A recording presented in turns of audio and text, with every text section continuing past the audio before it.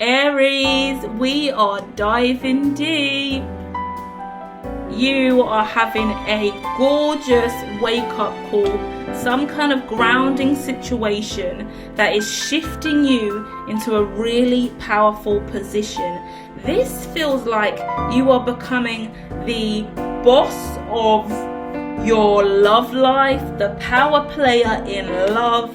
You could be a presenter, a broadcaster, someone that talks about love languages. In the past, you've done a talk, a seminar, a conversation. You're a spokesperson for love languages. And as a result of that, I see a relationship coming towards you, a relationship that looks like it's going to bring you money and abundance. It looks like you're delivering a speech, a sermon.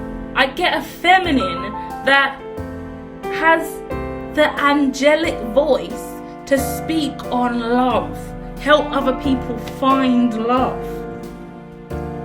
So I don't see a relationship coming towards you. I see more of a single Aries who is looking like they are heading towards serious independence and riches because they are now a spokesperson for love.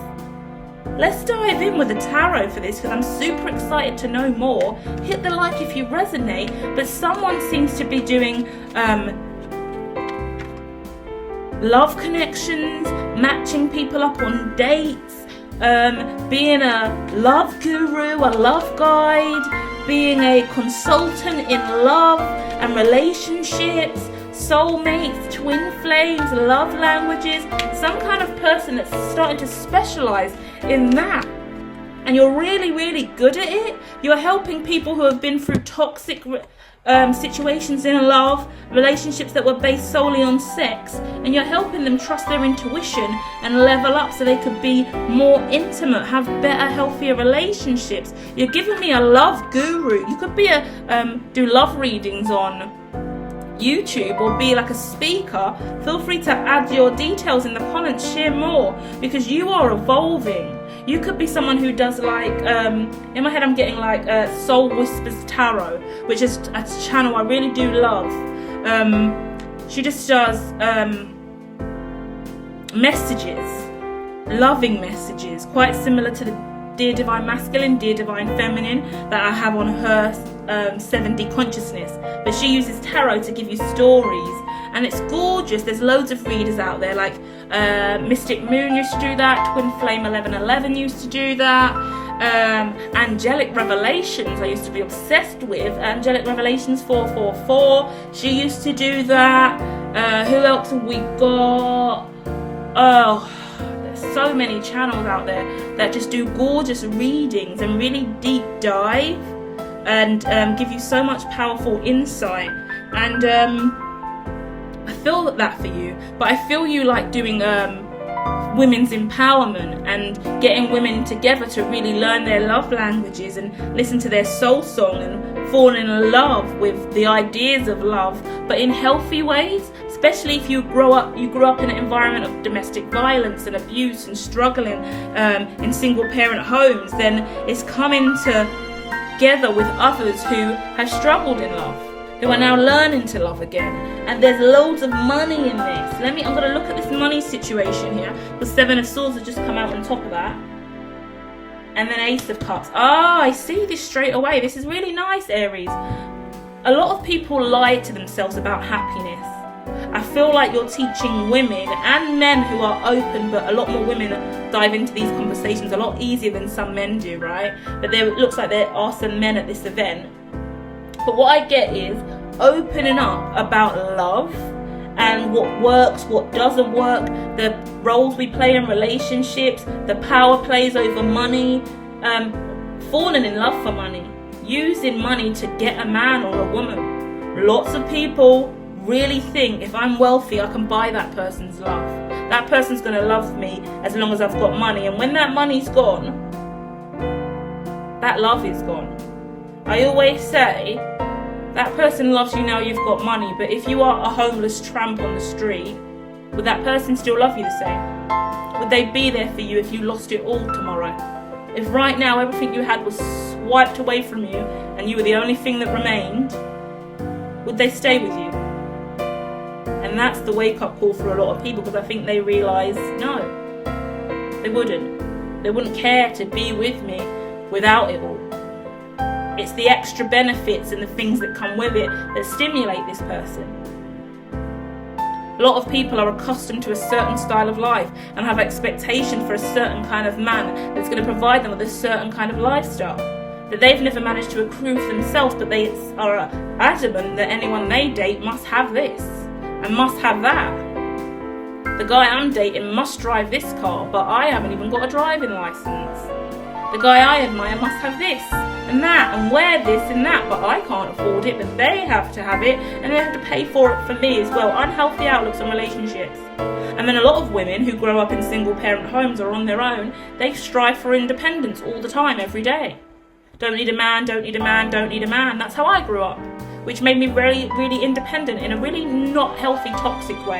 Because every time a man tried to give me his money and give me his love and dive in with me more, I would say, no, I don't need it. So I used to push men away all the time because I didn't want what they had, because I had to prove I was independent. If I wasn't so forced to be independent because my mum had no choice but to dive into that energy as a single parent, that's what single parents do. You can make it on your own. You can make it on your own. You don't need a man. You don't need this. You don't need that. And you just get told by every woman around you is a single parent telling you don't need a man.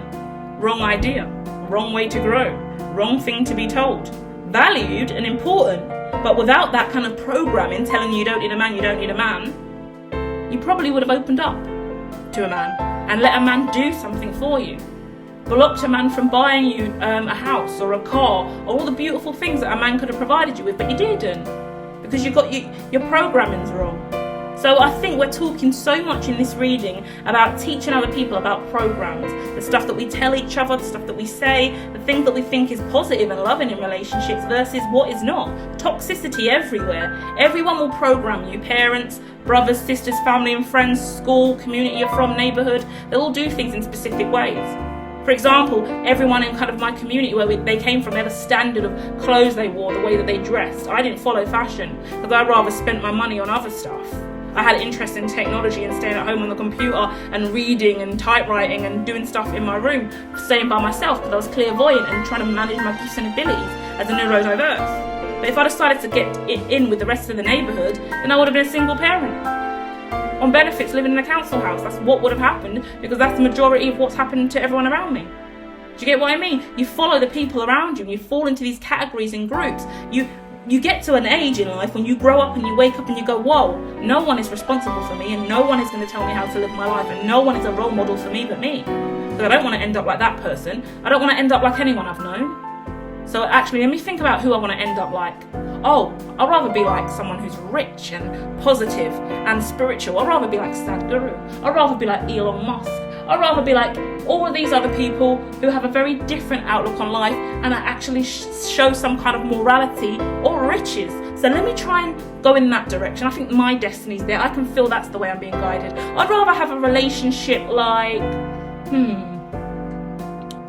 there's no one in a relationship that really you can base your life on or go towards, but there's loads of relationships out there that you can look at. Do I want to be a single parent statistic? No. Do I want to grow up in and raise a kid in a council house with no money, struggling? No, I don't want to. What other options are there? Oh, I could be an influencer, get into an influencer relationship. Oh, that's quite toxic, not great. Can end up like Kim and Kanye, get divorced years later. You could end up like Tiffany Haddish and Common, they got together, broke up. You can end up like Rihanna, 100 different relationships. Now she's settled down with A$AP Rocky. You can end up like Sierra with a church man. You can end up like Beyonce and Jay-Z, who are going through it in the press right now. You can end up like Elon and the string of all his wives and baby mothers that he's breeding left, right and centre to populate the planet. I mean, it's up to you. We all have our own unique dreams and desires. I used to wish to be like Chrissy Teigen and John Legend because I'm a romantic at heart and I love their relationship.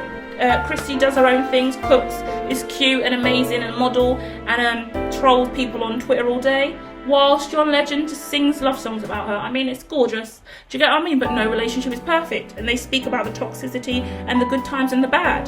So start looking around at your lives, is what I get, Aries. Or I feel like you're starting to look around at your life and wake up and realise, even though I live like this, there's a whole world out there of people doing different things. And if you read, study, watch, learn, take part in something very different to the life that you were born in, you might find magic, you might find gold, you might find millions, you might find billions, you might find a husband, a wife, a life far beyond the shit you came from. Yeah? No offence, but not everyone's life's perfect. And we're all born in shitty circumstances or put in shitty situations now and then, and it's up to us to find our way out of it. Toxic relationships, affairs, being cheated on, domestic violence, abuse in the home. Don't want it, don't need it. Abusive, violent, toxic love languages. Children growing up without any support or having disabilities and they're unsupported. Children not learning in the home. Children seeing toxic relationships with mother and father. I can go on all day about the relationships that just don't make it and that seems so normal when you live in that ecosystem. When you step out and you walk away, you go, whoa. People live differently out here. Let me try and live that life, because actually that's healthier. And when you study psychology, different areas of development, you go, wow, this is really unhealthy where I came from. This is not what a normal family is. And no family is normal, and no family should even try to be normal, but they should all try to be healthy. Yeah? Mentally sound. Have good ecological well-being, good mental health, understand mental health, understand therapy, understand healing, understand God and money and wealth from a clean, healthy standpoint, yeah? Clean money, clean heart, clean house, clean home, clean love.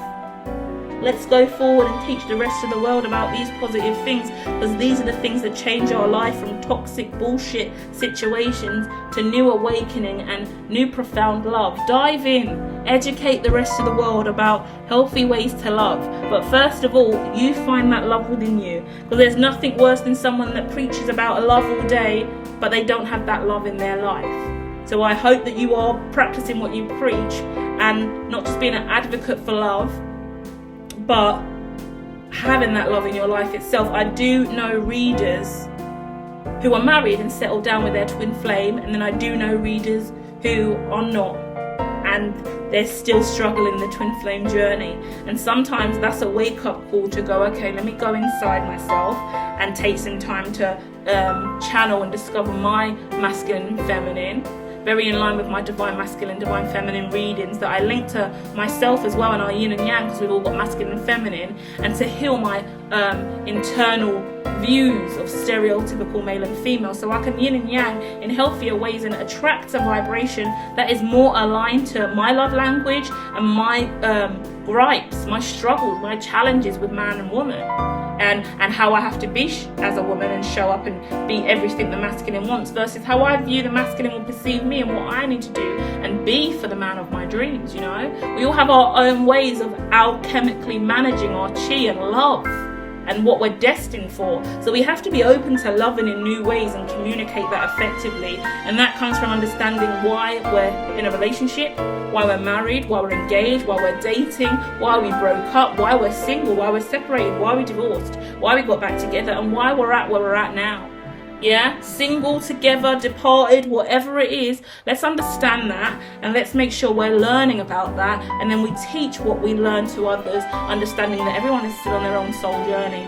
We can't really guide anyone, but we can share experience, truth, being real, not lying about our hearts, owning it. Because a lot of people will put on a brave face and say I'm in the best relationship in the world. Secretly they're getting abused. Secretly it's toxic. Secretly there's financial abuse, manipulation, 100 other things we don't know about. And other people who act like their relationship isn't great and don't say much about it. Even people that act like they're single, secret relationships, married for years, settled down, love of their life. They just don't need to glorify it or speak about it. They just move in their own unique way. We're all different. We're on a spectrum, and love is a beautiful thing when we know how to own it and share it freely. Love and light, Aries.